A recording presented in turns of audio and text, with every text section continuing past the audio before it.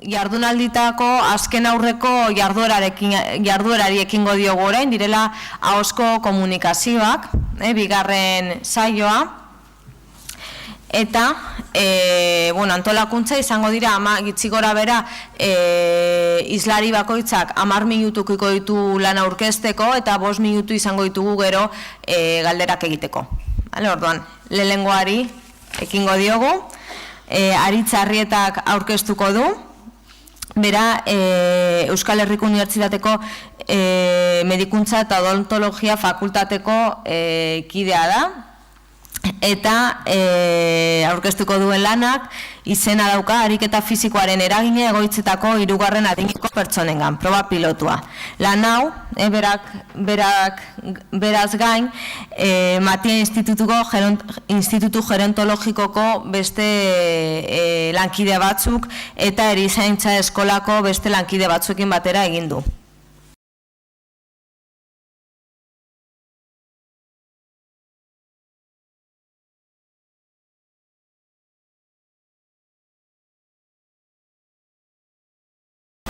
Bai, eskerrik asko aurkezpenengatik. Aritz Arrieta naiz, eta gaur aurkeztuko dizuedan lana izango da ariketa fisikoaren eragina 3. adineko egoitzetan.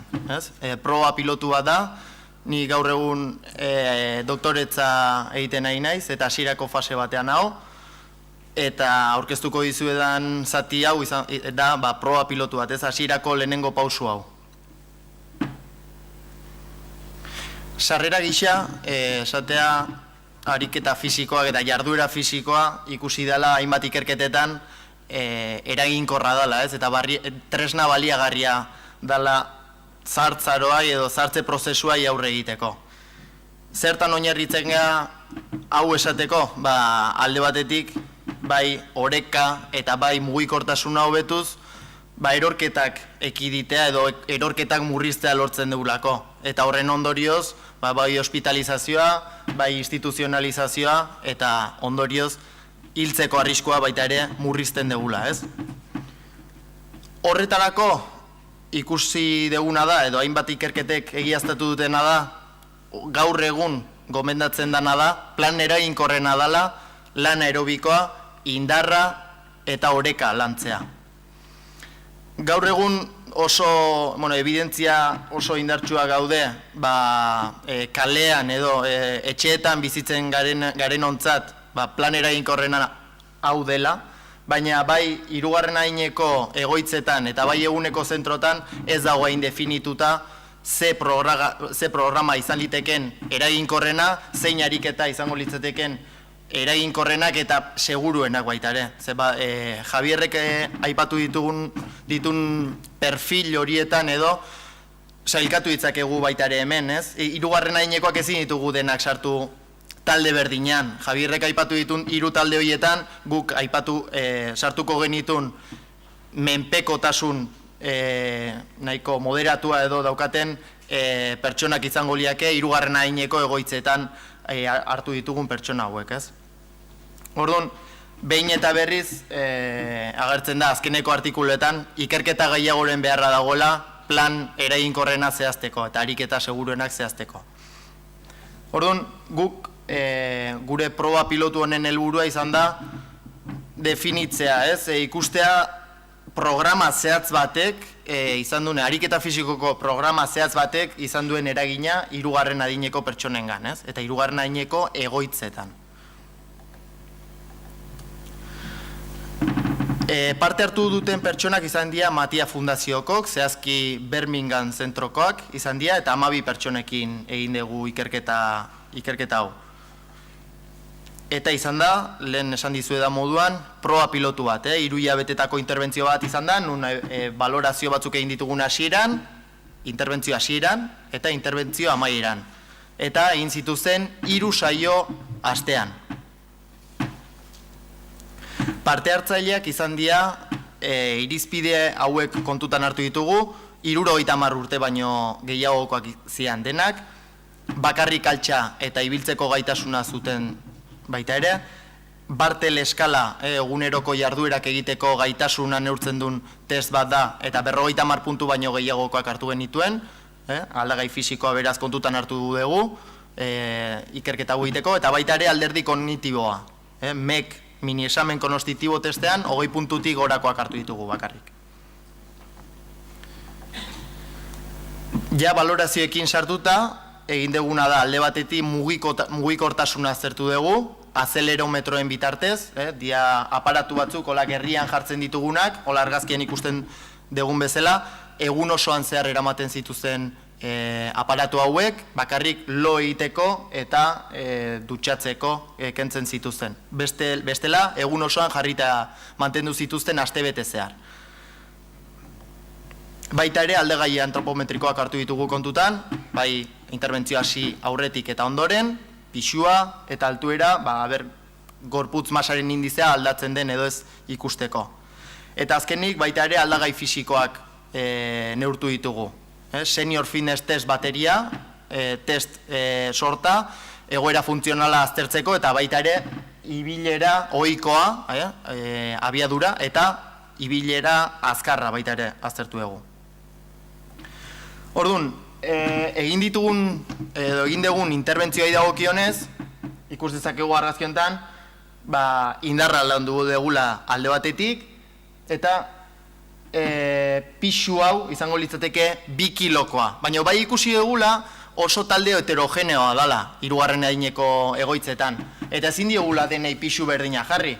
Eta orduan, hasiera batean, behin familiarizatutakoan, pixuekin, edo bai goiko gorputzarrekoekin, edo beko gorputzarreko ariketekin, egin deguna da balorazio txiki bat. Balorazio txiki bat, gero programa individualizatu bat eramateko. Intentsitateak berdinak izan dira denentzat, baina 160 emakumeenentzat 2 kilokoa da, baina hor ondoan daukan pertsonantzat 5 kilokoa da. Orduan, oso individualizatua pentsatzen dugu izan beharko lukela, berentzako baita ere estimulu nahikoa izateko, hobetzeko edo behintzat mantentzeko, bere gaitasun fisikoak. Hemen ikusi dugu goiko gorputzaharrak, baita ere beko gorputzaharra landu ditugu. Altxa eta eseri, ariketa ezberdina landuta. Lan aerobikoa egin dugu bizikleten bitartez. Bizikletan bitartez oso zaila izan zan hasiera baten, bizikletan jartzea, bizikletatik jeistea, hauek 3. adineko egoitzetan daude.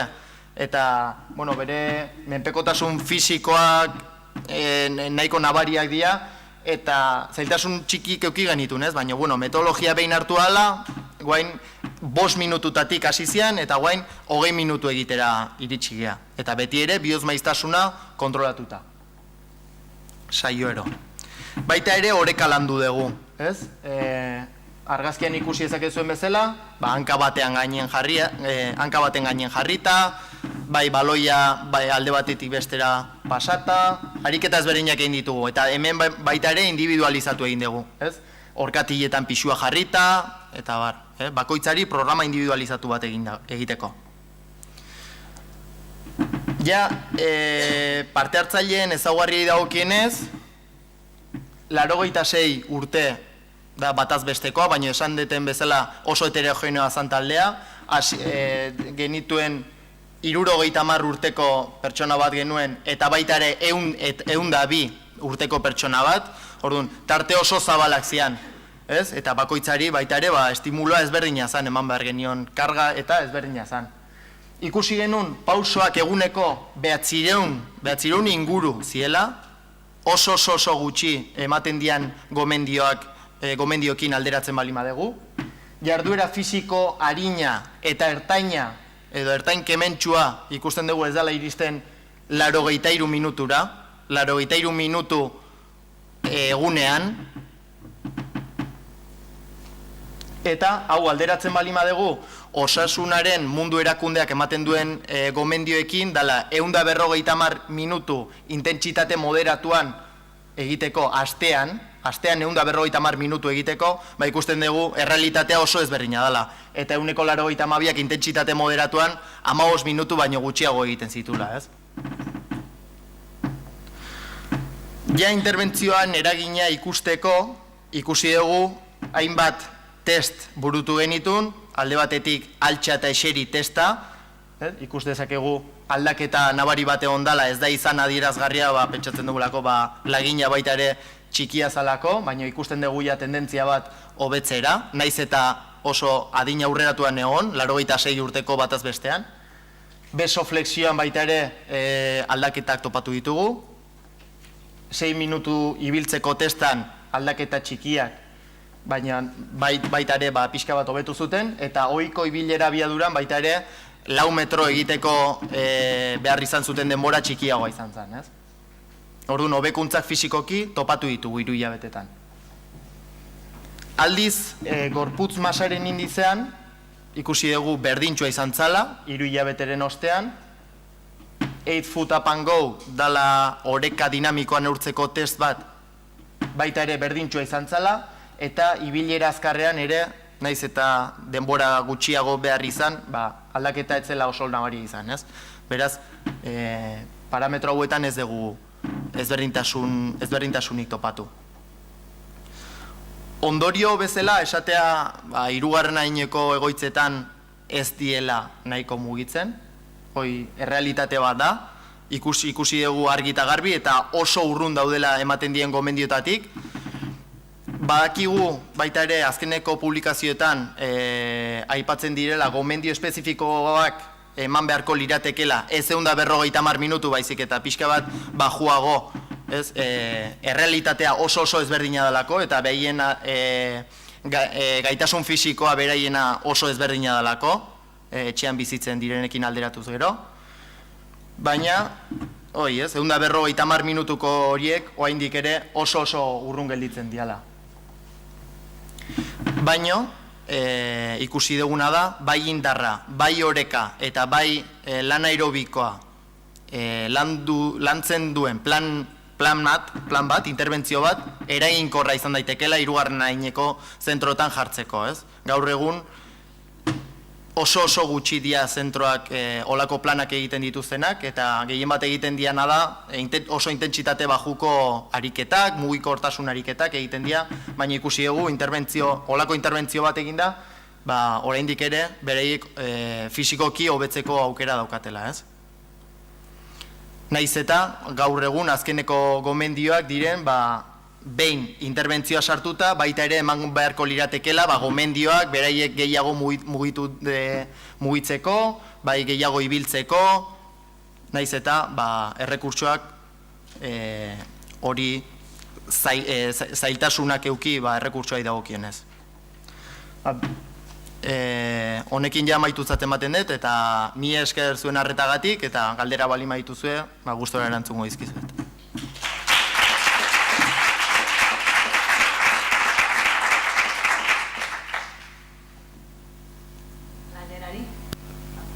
Galderarik?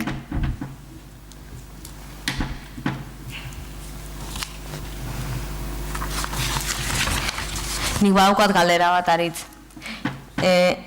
Jakin nahi nuke, komentatu duzuna, parte hartzaileen ezaugarriak gitxi gora bera, egoera funtzionala ona zukaten ziren, ez? Bartele eskalan 50 baino gehiagokoa, minimentalan bebai puntuazio on bat, gitxi gora bera. Zuk uste duzuago aplikagarria dela funtzionalki txarrago daudenen zarrentzako edo... Bai, eta zelako moldaketekin.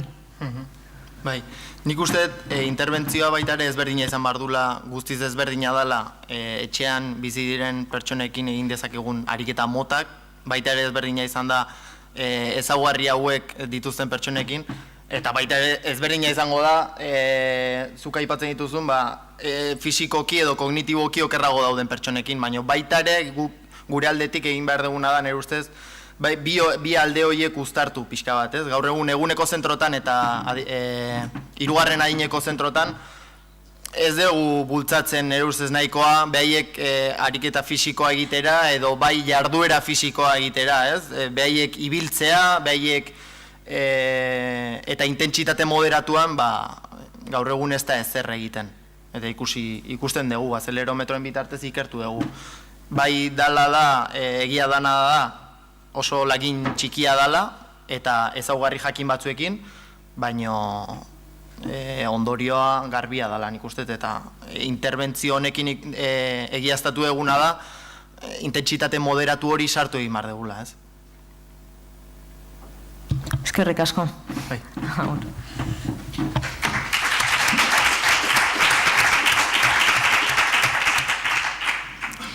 Bigarren aurkezpena Naiara Ozamizek egingo du, bera EHUko Neurozientziak Departamentuko irakaslea da, eta aurkezpenaren izenburua da drogen kontsumoa neurtzeko DSM-5 proposaturiko tresna. Kaixo egunon. Bueno, nik azalduko dut egin nuen ikerketaren zati bat, bai, nik nortasun nahazteekin egin nuen nire ikerketa, baina nik ere bai pasatu nizkien tresna bat zeharkako neurketa tresnak direnak, ez? Eta sintomatologia ezberdina neurtzen dituenak. Orduan, tresna horri buruz hitz egingo dut hemen, aurkezpen honetan. Bueno, denok dakigunez, 2013an, maiatzean, San Franciscon, APAK urtero egiten duen kongresuan, DSM-5 publikatu zen, eta, bueno, DSM-5-aren 3. sailean agertzen dira, ikerketa bidean dauden diagnostikoak eta tresnak. Eta horien artean agertzen dira, gaur azalduko dizkizuedan zeharkako neurketa tresna hauek. Bueno, zeharkako neurketa tresna hauek balio dute sintomak neurtzeko, pazientearen sintomak neurtzeko, eta, bueno, klinikoari tratamenduan laguntza emateko. Bueno, esateko, zeharkako neurketa tresna hauek 2010an proposatu zituztela DSM-5-eko lantaldeek, eta web horrian agertzen ziren, DSM-5-aren web horrian, eta hor, herrialde ezberdinetan landak ikerketak egiteko, erraztu zituzten tresna horiek, eta beste batzuk ere bai, ez? Landa ikerketak egiteko, eta herrialde ezberdinetan frogatzeko tresna horiek eta diagnostikoak baliagarriak ziren.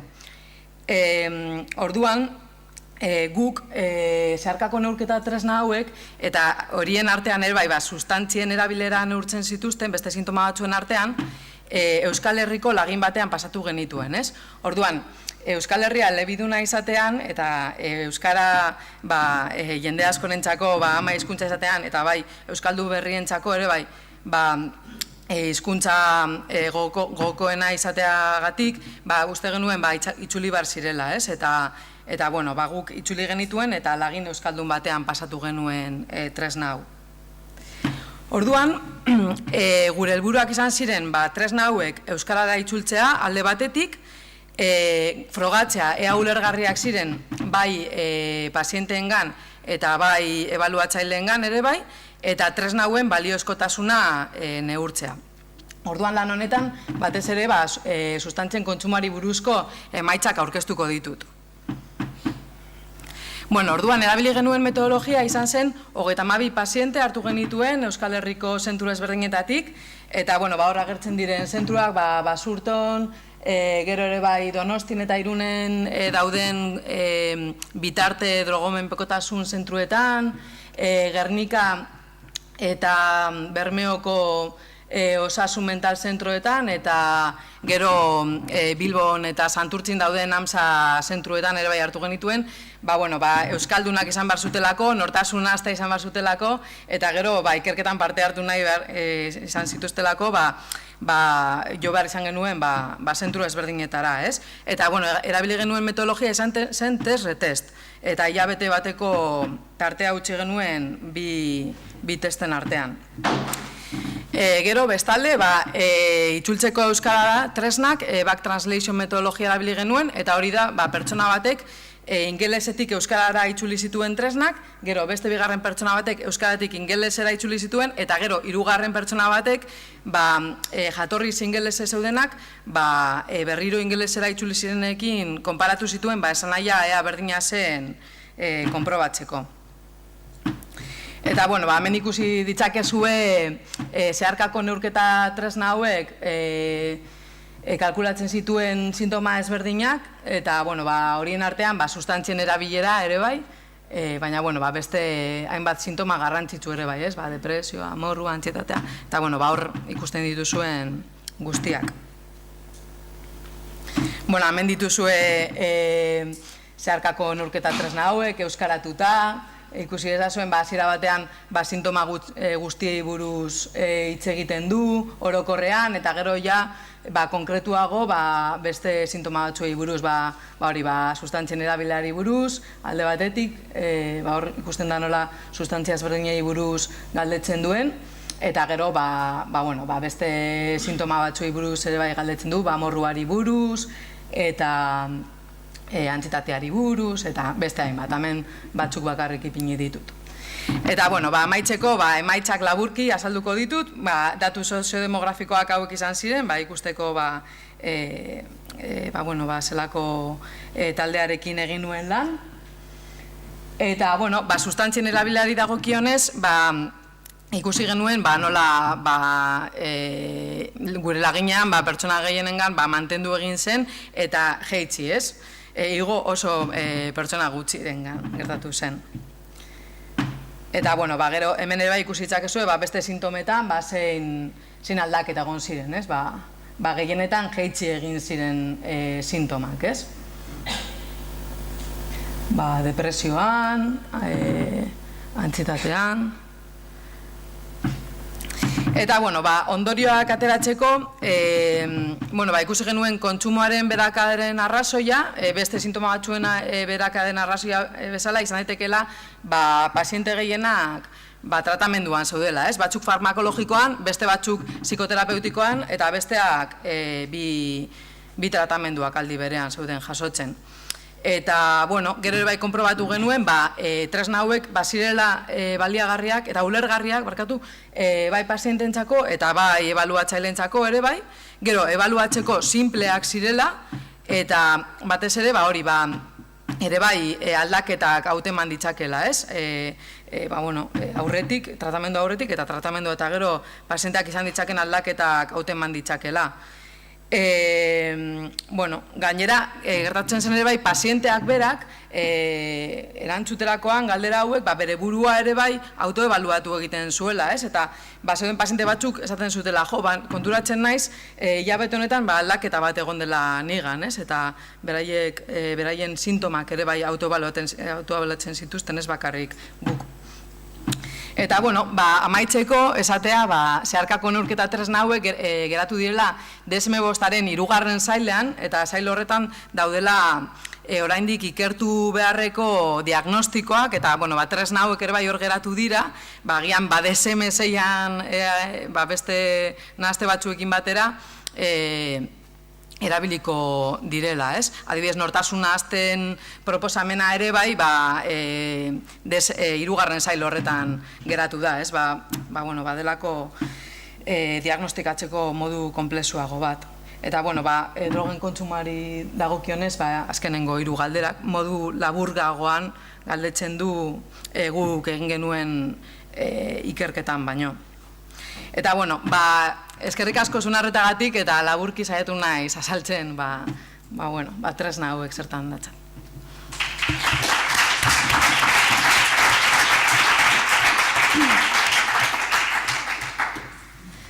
Eskerrik asko Naiara. Galderaren bat, publikoan?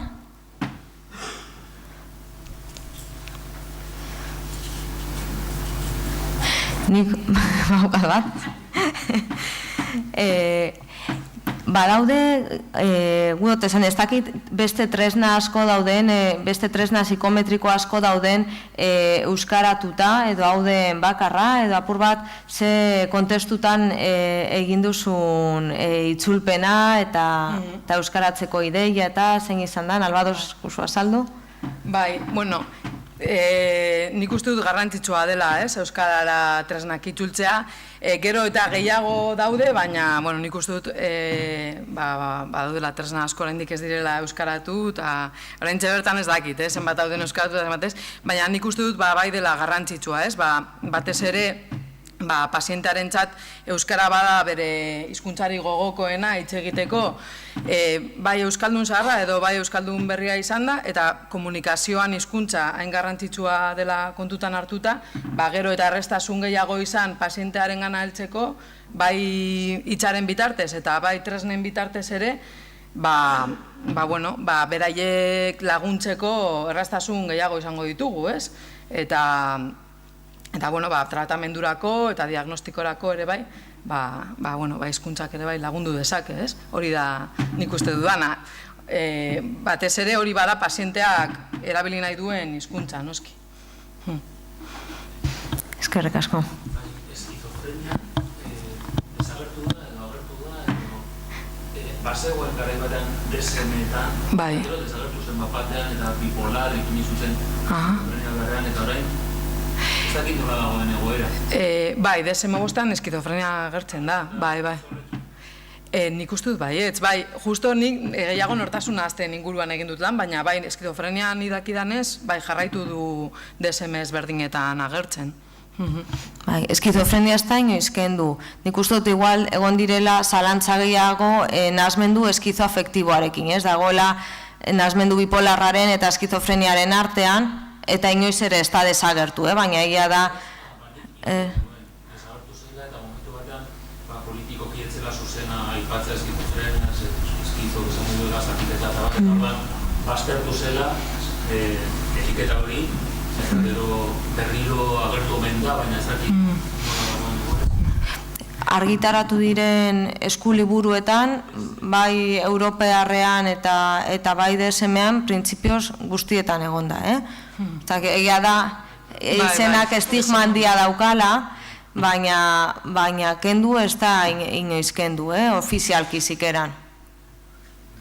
Agian izan da eztabaida bat, egon dena hitz hori erabili edo ez, baina bai DSM-etatik behintzat, nik uste dut ez. A ber, eman e-mailen bat ez dago zerbait, referentzia konkretuak, ez dakit nik hori irakurri dut zigun. Bai. Bai, orduan, laugarrenetik edo hirugarrenetik. Ez? Joder, ez zen hau edo. Baina uno bide bat egon zuen indikatzen dut monitoretetan. Bai. Konsultatu lezeko eskizofrenia. Ez esan duzu testurro informaz. Ez, kendu zutela eskizofrenia. Garai batean, eta horren ordez ipini zuten da, desberdinak dira diagnostikoak.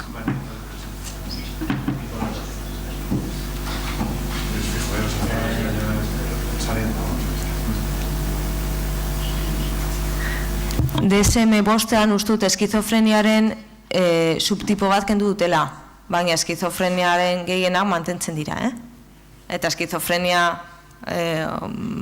entitate nagusi moduan bebai, Bai. Bueno. Eskerrik asko nahiara. Vale, zuei.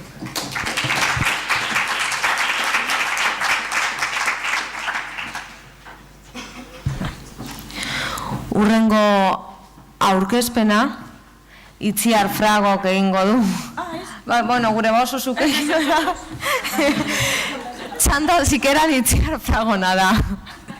Itziar Frago, Zumarragako ospitaleko barne medikuntza saileko medikoa da, eta Zumarragoko ospitalean ingresatutako gaixo pluripatologikoen egoera soziosanitarioari buruz hitz egingo digu. Egunon,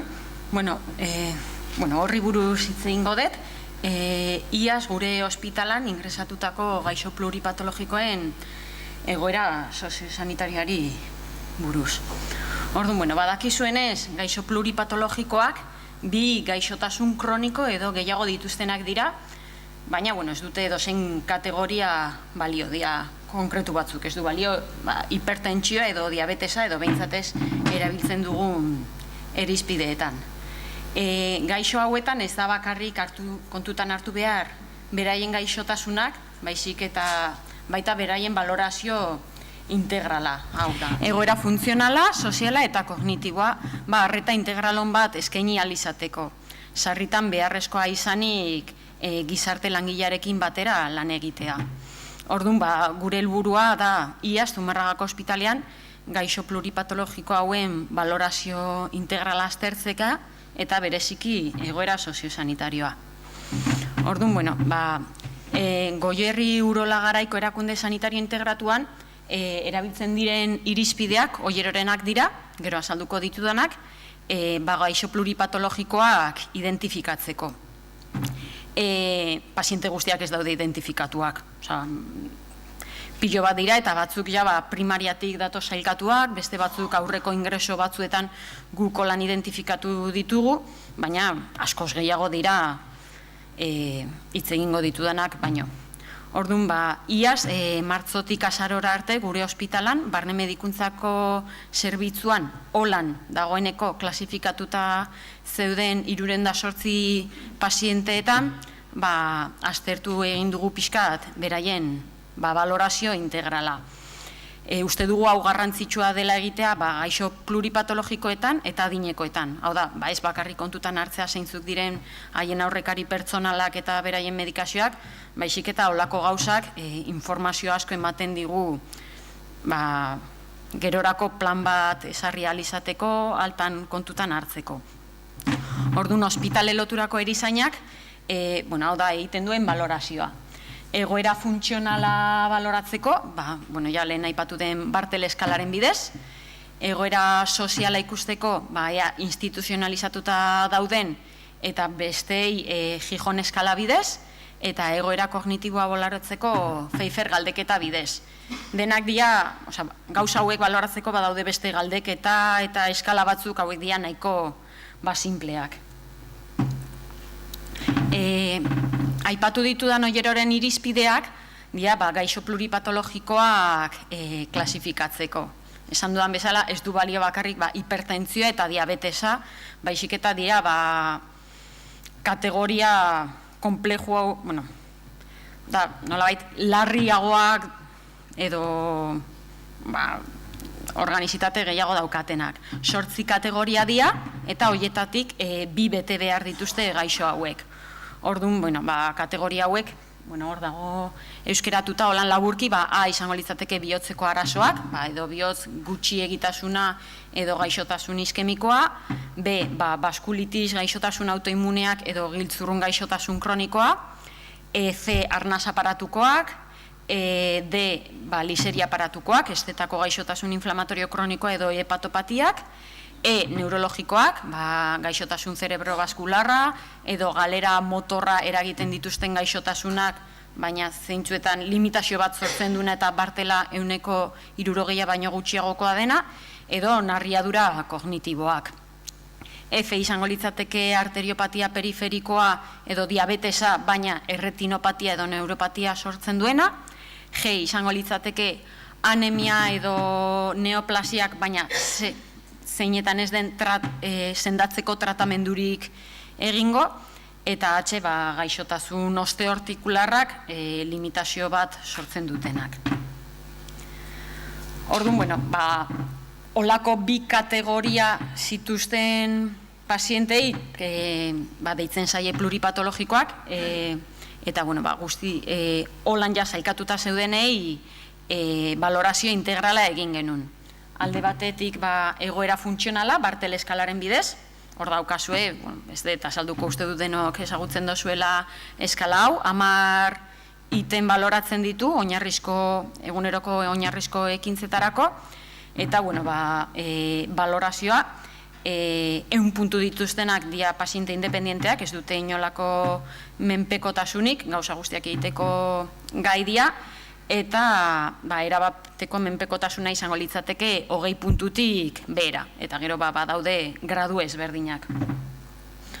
Orduan, gure pazienteek, Zumarragako barne medikuntzan ingresatu zuten horiek, 13,30ak ez zuen menpekotasunik, 40,15ak menpekotasun txikia zuen, 15,25ak menpekotasun moderatua, 9,974ak menpekotasun larria, eta 17,8ak erabateko menpekotasuna. Hau baloratzen badugu, egoitzetan instituzionalizatuta zeuden pazientetan, 28 ziela, portzentaiak guztiz aldatu egiten dira. Bakarrik 3,57ak ez zuten menpekotasunik, eta bikoitzak erabateko menpekotasuna zuen. Egoera soziala baloratzeko, alde batetik ikusten ziren nortzuk instituzionalizatuta zeuden, eta bestei Gijongo gizarte eta familia balorazio eskala hau pasatzen zitzaien. 3 gauza baloratzen ziren. Eta bakoitzak batetik bosterako puntuazioa. Zein zen beraien familiako egoera, egoera ideala eta puntu bakarra ematen duna da gatazkarik gabeko bikote edo familiarekin bizitzea, eta nolabait egoera txarrena izango litzateke bakarrik bizitzea, familiarik ez dulako, familia urruti bizi delako, eta zainketarik ez eukitzea. Bestalde baloratzen da gizarte harremanak eta kontaktuak, etzetik, egoera ideala izango litzateke etxetik kanpo gizarte harremanak mantentzen baditu, eta txarrena ez bada etzetik irtetzen, ez baditu etzean bisitak jasotzen, edo hori astean behin baino gutxiago bada. Eta bestalde hirugarren puntua izango litzateke gizarte sareko laguntza. Ideala izango litzateke laguntzarik behar izatea, eta nolabait txarrena ez dauk beharrezkoa izatea laguntza hori eta ez jasotzea inongo gizarte euskarririk. Orduan, honen puntuazioa, 7 puntu baino gutxiago izango litzateke gizarte egoera ona edo instituzionalizaziorako arrisku basua, eta 10 puntutik gora narriadura sozial larria eta instituzionalizaziorako arrisku handia eukitzea. Orduan, gure pazientetan, 9/9 egoitzetan instituzionalizatuta zeuden, eta beste guztiei aipatutako eskala horren bidez baloratu zitzaien, 68,47 ez zuen arrisku sozialik, 14,85 arrisku ertaina zuen, eta 16,76 arrisku handia zuen. Egoera kognitiboa baloratzeko, Pfeiffer galdetegi simplea pasatzen zen, 10 galdera errazoiek dira, eta gero ja batzutan ikusten bazen narriadura kognitibo larria bazegoen, pasatzen dira beste eskala batzuk, baina nolabait eskenin moduko bat, orduan 0-2 akatz egiten bazituzten kontsidatzen da normala dela, 3-4 akatz narriadura kognitibo arina, 5-7 akatz ertaina eta 8-10 akatz narriadura kognitibo larria. Gure paziente gehienek, 67,85 ez zuen narriadura kognitiborik, 14,83ak narriadura arina, 9,940ak narriadura ertaina eta 7,79ak narriadura larria. Eta, nolabait, ondorio bezala, Zumarragako ospitalean ingresatzen duten paziente pluripatologiko gehienek, menpekotasun funtzional txikia dute, ez dute narriadura kognitiborik, ez da arrisku sozialik ere. Eta, uste dugu, garrantzitsua dela balorazio hauek egitea, bai gaixo pluripatologikoetan, zein adinekoetan direnak, zeren bestela askotan ez geha konturatuko menpekotasunak daudela, narriadura kognitiboak direla, ez da arrisku soziala daukaten. Eta, honi esker, oso eskala simpleak direnak, behar izan soziosanitarioak detektatu ahal izango ditugu, eta hauei erantzuna ematen saiatu ospitaletik bertatik gizarte laguntzailearen bidez. Eta, lehen ere goizeko mahai inguruan aipatu den bezala, ongizate soziala bermatzeko garrantzitsua dela bai osasun zerbitzuek eta gizarte laguntzaileek elkarlanean egitea. Zeren honela gizarte laguntzaileak udalarekin koordinazio azkar bat izan dezake, batzutan berarentzako den baliabide egokia bilatzeko. Batzutan izan daitekela bakarrik gurpildun aulki bat eukitzeko tramiteak asaltzea, edo telelaguntza, edo zaintzaile bat nola bilatu, edo batzutan erresidentzi bat. Eta hori da dana. Eskerrik asko.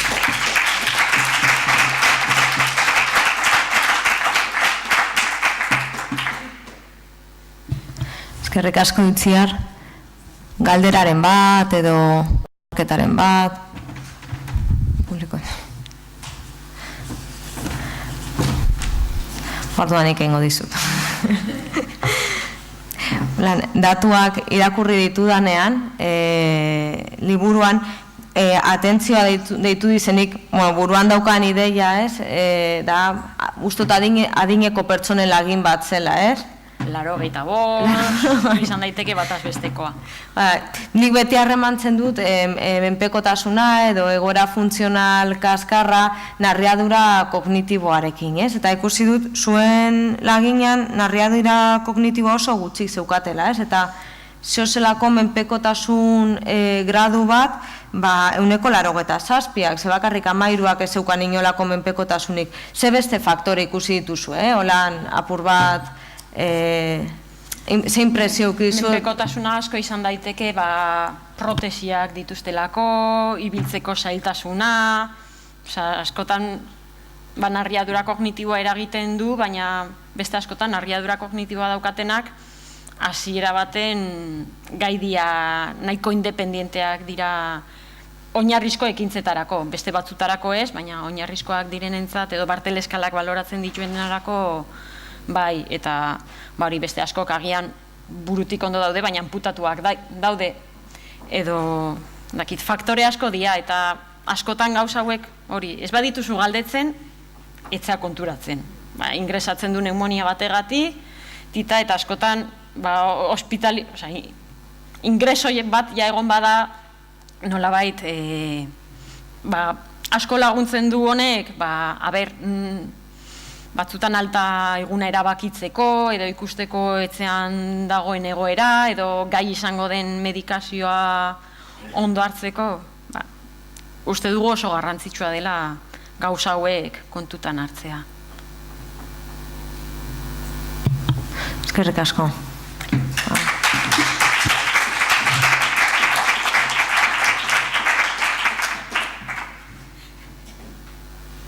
Hori bai, urrengo aurkezpena Aitziber Zalbidek egingo du, Garuneko kalteko eskolari buruz hitz egingo du, lan hau Gorlizko ospitaleko errehabilitazio terapien unitateko profesional ezberdinen artean egin dute.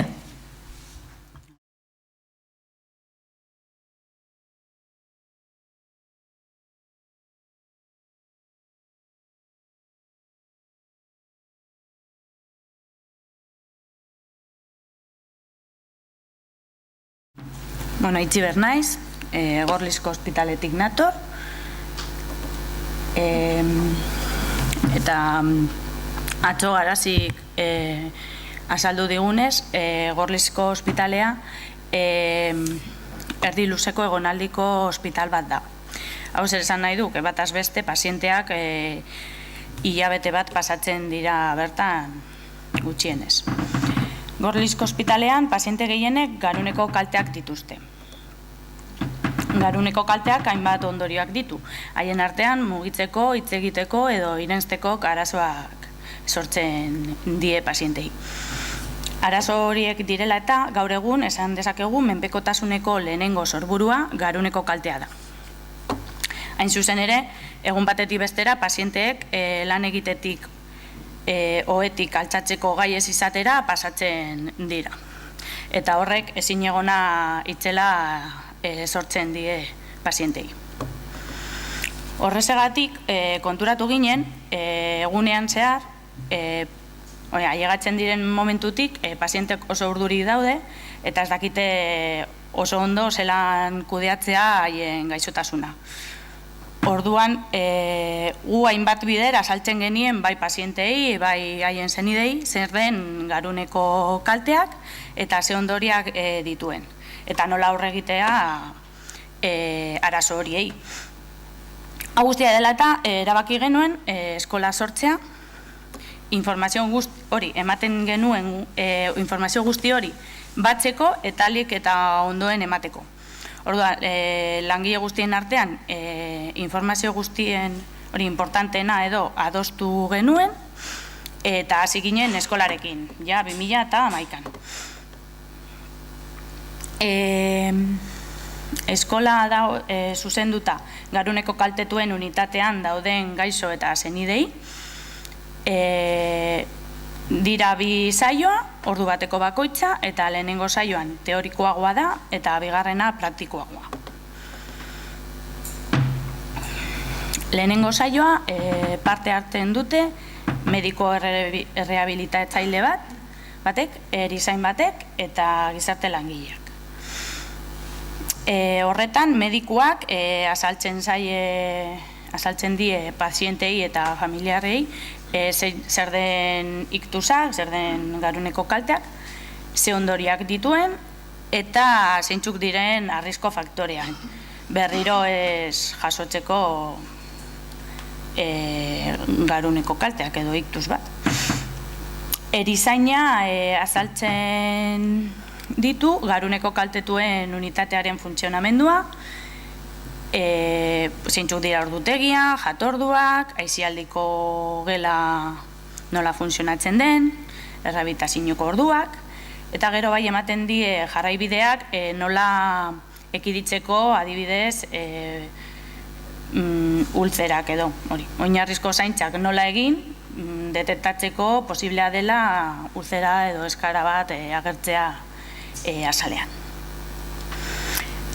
Eta gero, azkenik, lehenengo saioan parte hartzen du bebai gizarte langileak eta hor azaltzen die gaixoei zeintzuk diren baliabide sozialak, existitzen direnak, menpekotasun legea, zertan datza, gaur goizean Mikelek azaldu duena, nola kudeatzea ezgaitasuna, hori nola lortzeko paperak edo nora joatea paperak betetzera eta gauza horiek, eta zeintzuk diren garuneko kalteak erakundeak. Hori lehenengo saioan.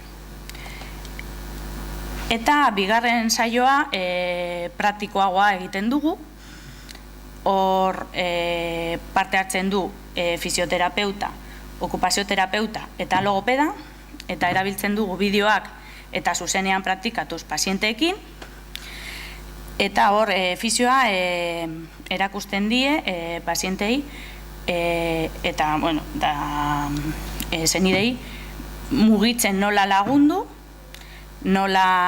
ibiltzen, nola gurpildu aulkitik altzatzea, eta nola saiestea adibide zainbat min agertzeko, sorbaldako minak adibidez, edo posturan txarrak ekidien behar direnak. Gero, okupazioterapeuta laguntza teknikoak zeintzuk diren azaltzen ditu, eta nola lagundu dezakete gure eguneko bizitzan. Errazteko, jazteko adibidez, edo jateko, edo janariak prestatzeko. Eta gero parte hartzen du bebai logopedak. Logopedak normalean hori jarraibideak ematen du hitz egiteko arazoak dituenentzat eta irensteko arazoak dituenentzat. Ze batzutan hori disfagia dekote bebai, orduan janaria moldatu behar den, ze janari moldatu dezakete eta gauza horiek.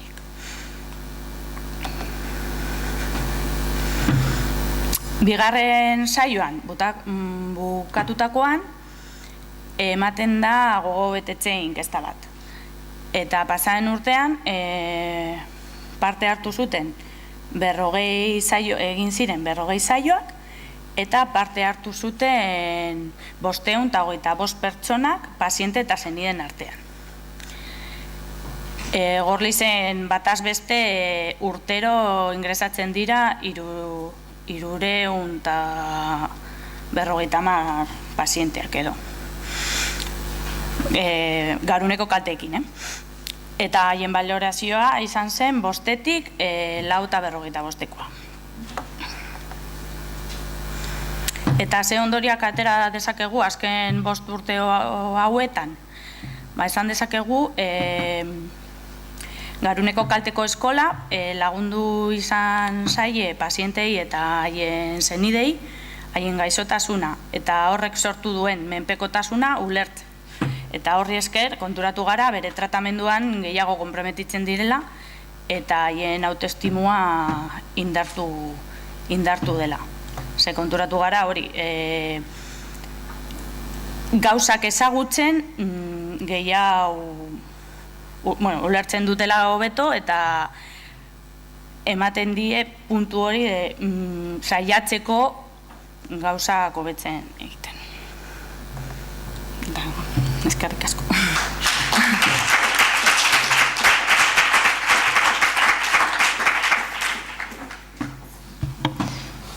Eskerrik asko, Itziber. Galderaren bat.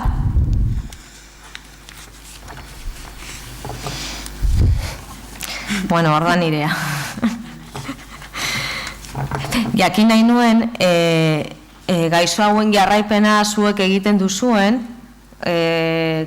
Garun eskolaren ostean, eta badirudi oso zentratuta dagoela gaixotasunen kontzientzia hobetzean, baina jakin nahi nuenia zuek gero sentsazioa daukazuen funtzionalki hobetzen ere laguntzen diela. Laguntzen dien edo ez egiten duzuen jarduera honek? Bai, normalean pazienteak daude ingresatuta hilabete bat edo lan, baina gero joaten dira etxera eta jarraitzen dira rehabilitaziora etortzen.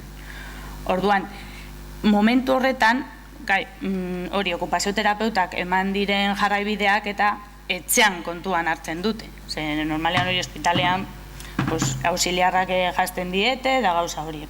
Orduan, etxeko egunerokotasun horretarako bai balien die, pilo. Eta gero konturatu gara, jarraibideak hori eman digun eskolako, Garuneko kalte eskolan, eman digun jarraibideak bai erabiltzen duten hori gero kanpoan bere egunerokotasunean. Eskerrik asko, Itziber.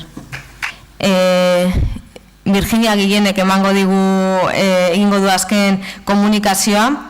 Bera ere EHUko neurozientzia sailetako irakaslea da eta aurkeztuko digun lanaren izenburua ondokoa da. Alkohola saltzen den eremuetan sortutako lesioak prebenitzeko esku hartzen berrikuspen sistematikoa. Bueno, eskerrik asko aukera hau emateagatik. Hemen kontatuko duguna egia esan Estitxu, Larraitz eta beste ikasle batzuk bultzatu zuten eta nik zuzendu besterik ez nuen egin.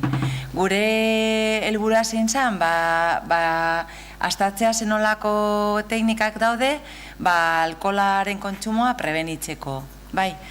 Orduan, hasiko gara komentatzen, Euskal Herrian daukagula datu base oso potenteak, ezta? Ordan edozein esku hartze proposatu baino lehenago, begiratu beharko genuke Eustat emandako datuak, ISEIT, ezta? Sistema de Información Toxikomaniaz, ala osasun publikotik, osasun arloan egindako informeak, ezta? Osanetetik eskeitzen direnak. Orduan, gure kasuan adibidez, Eustatek emandako datuetan, ikusten dugu, gastatzen duguna alkoholdun edarietan asko dala, ezta? Beste gauza batzuekin konparatuta. Adibidez, etxeko konponketekin konparatuz edo, ordan, nahiko altua da. Baina guri ze interesatzen zaigu, zenolako lesioak dauden, ezta? Alkoholaren kontsumoak zenolako lesioak eragiten duten. Ordan, alde batetik ikusi egin da borrokak, nahigabeko itotzeak, erortzeak, zutekin lotutako lesioak, kotxe istripuak, askotan gertatzen direla. Gehien bat, 15-29 adin tartekoengan, ezta? Ordan egoera hau nahiko larria da. Interbentzio gehienak, alkoholaren kontsumoan eragiteko, interbentzio hauek, kontsumileengan eragiten dute, ezta? Eta, hezkuntzari begira. Baina gure kasuan, topatu genuen berrikuspen sistematiko bat, oinarritzen zala, saltokietan, tabernetan, eta, alkohola saltzen den guneetan, esku hartzeak aurrera eramateko. Ze badirudi, hortik inguru, gertatzen direla istripu asko ere, ezta? Eta gainera, Euskal Herrian, txikiteo ohikoa da. Ordan, interesgarria iruditu zitzaigun. Ordan, helburua zein zen, alkohola zabaltzen den eremuetan, lesioak murrizteko egin diren esku hartzak ebaluatzea. Hau egiteko zer egin genuen? Begiratzea ze dagoen literaturan, ezta? Eta horretarako erabiltzen ditugu berrikuspen sistematikoak, hau da, eskuragarriak dauden entseguak. Printzipioz edozein artikulua baliogarria izan leike, baina bereziki zentratzen gara eraginkortasunari buruzko entsegu kliniko kontrolatuak. Zergatik, kalidade altukoak direlako. Hauek aurkitzen dira bereziki Cochrane liburutegian. Ordan aukeratu genuen berrikuspena hau zan, 2008an, hau da orain dela urte batzuk egindakoa, baina ez ditugu aurkitu artikulak hau eguneratzeko. Ulertzen da? Ordan, orain arte egindako artikuloi buruz hitz egingo dugu. Zergatik, ez dugulako ezer publikatu honi buruz. Behar bada, hor daukagu eremu interesgarri bat. Ezta? Normalean, berrikuspen sistematiko batean, aukera baldin badago, datu numerikoak ere analizatzen dira, ezta? Eta horri, estadistika teknika horiei metanalizi deitzen diogu. Ze gertatzen da gure kasuan? Heterogenidadea altukoa izan zela, da, artikulu ezberdinak agertzen zirela, eta gainera aldarkortasuna handia, da, variabilidadea, ezta? Edozein egileari interesatzen zitzaioela alde bat, ezta? Aspektu interesgarri bat edo emaitza bat. Gure kasuan emaitzak dituko dizkiogu. Orduan, zelan baloratzen da berrikuspen sistematiko bat? Sagar pastel bat bezala, ikusten ze hautatzeko irizpideak aukeratu diren, lehenengo eta bigarren emaitzak, paziente eta ikerketa zenbakia, osagaien kalitatea, metodo estadistikoak, eta homogeneidadea esen oso handia, baina gaia ere erraza ez da, berez. Alkoholaren gehiagikeriari buruzko berrikuspenak, nahi baduzue beste batzuk ikusi, hainbat daude, abusoa prebenitzeko. Eta adibidez, nahi nuen aipatu bat, zentratzen dana lehen mailako arretan. Azken finean, ikusi egin da jardunaldi hauetan, gure kezka dala. Kasu honetan, badirudi identifikatzea eta horre egiteko estrategiak oso importantea da. Ziurra eski hauek gure etxean, etxe eremuan aurrera eraman genezak, hori alkoholaren kontsumoari buruz. Jarraitzen gure berrikuspen sistematikoari arekin, hori, datu base batzuetan begiratu genuen, data hauetan, eta hauek izan ziren terminoak. Zentratzen gara, populazioan, intervention, exposure, comparison eta outcome, ezta? Hauetan fijatzen gara. Gertatzen da, gure kasuan, tabernariengan egindako esku hartzeak eta tabernetan eta eremu horretan, nahiko egonkorra da esposizio bezala, ezta? Azken finean, tabernetan konsumitzen dugu normalean, ezta? Edo hor mantentzen da eremu hori, eta zentzu horretan nahiko, mantentzen da, ondo datorkigo ikertzeko. Kalidadeari begira, zorizko entsego kontrolatuak itxutatuzunean, ala itxuak ez direnak, ala zorizkoak ez diren entsego kontrolatuak, ala lehen eta horren motako ikerketak.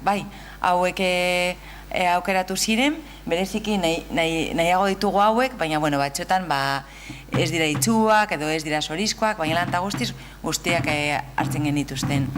Eta zeintzuk dira parte hartzaileak, alkohola saltzeko baimena daukaten lokaletako langileak, edo lokaletako jabeak eta nagusiak, edo lokalak eurak, baita herriak eta jatetxeak.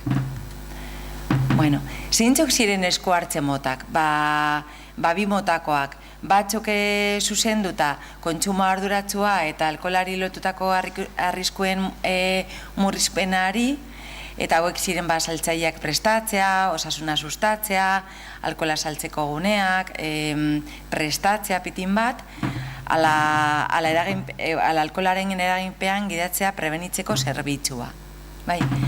Bestaldean geneukan, lege arloan oinarritzen direnak, ezta?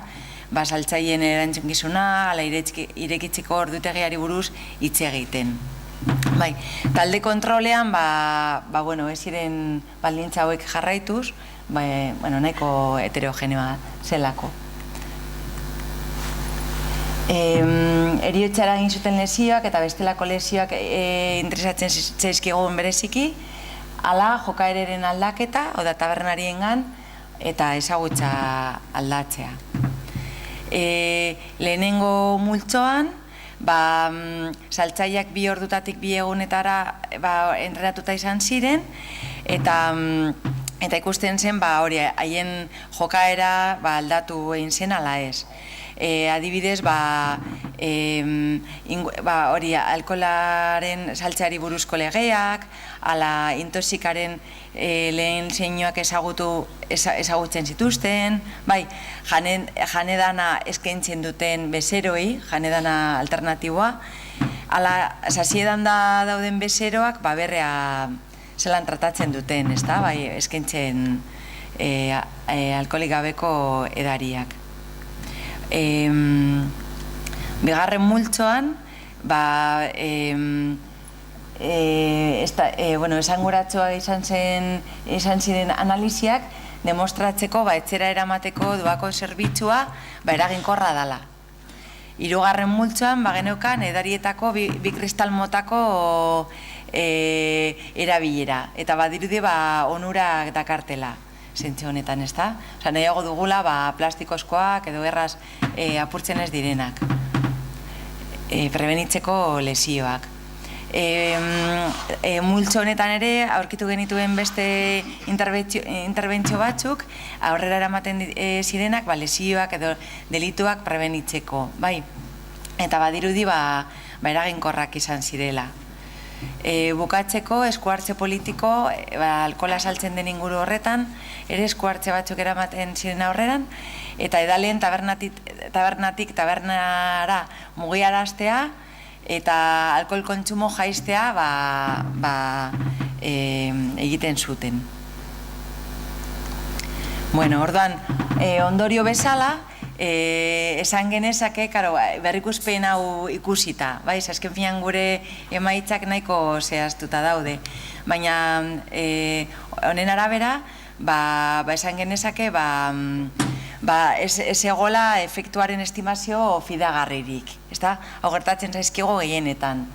Hala ere, badirudi murrizketa bat lortu egin da, interbentzio batzuetan, eta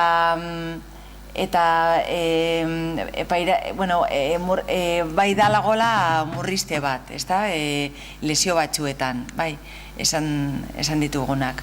Ordan badirudi merezi duela pentsatzea pitin bat honi buruz.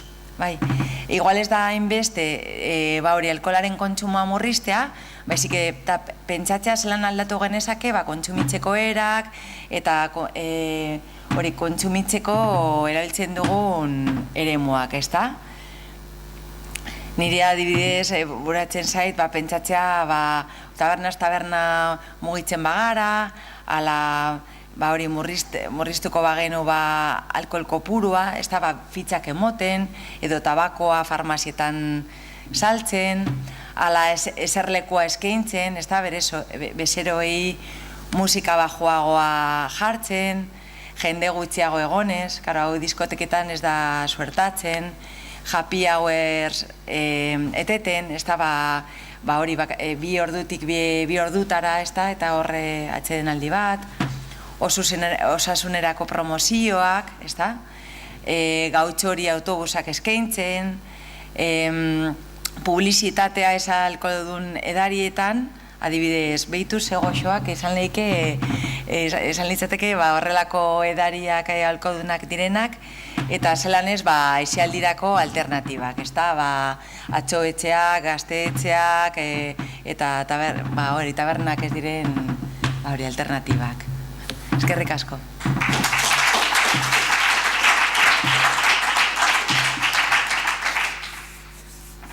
Eskerrik asko, Biki. Galderaren bat? Neuk, ni galdetu inbidot. Bai, niri bururatorri daztena eta atzokoagaz apur bat lotuta, uste aldozu badagoela edo aipatzen diren esku hartzen artean, adibidez, nerabezaroan alkohola edatearen arriskuak murrizteko zeo zer ikusi duzue, berrikuspena egiterakoan, edo uste duzu zeo zer aplika daitekela holan gaztetxoagoen artean? Bale. Egia esan, kasu honetan saltzaileengan entrenamendua ikusi genuen bereziki, jokaera, bezeroak zelan tratatu, eskaintzea janaria eta hori guztia, intoxikazioak detektatzea, ze hori igual bai dela importante, ez bakarrik adingabekoak badira, baizik eta intoxikazioa detektatzen laguntzen, ordan igual hor prebentzio ideia bat bai egon lehik ez da, ala fitxak emoten, ez da igual 3 edari bakarri edateko, baina gazten artean igual honena izango zen modan jartzea alkoholik gabeko edariak, nire ustez. Ze printzipioz, alkohola neko erakargarria da, ze bere helako efektua dauka, ez da? Egal nahiago dugu hori alkohol kopatxo bat, benzodiazepina baino beto, baina, begiratu beharko genuke gure gazteak, zenolako kontzeptua daukate alkoholari buruz. Eta gehiagorik ezait okurritzen, igual jende erakargarria eraman eskoletara itxegiten, hau da, sinesgarriak direnak, ez da, igual ez politikoak baizik eta, kontsumitu dutenak, ala ez direnak kontsumitu, konparatzeko, ala ditira ideiak. Eskerrik asko. Bale, eskerrik asko.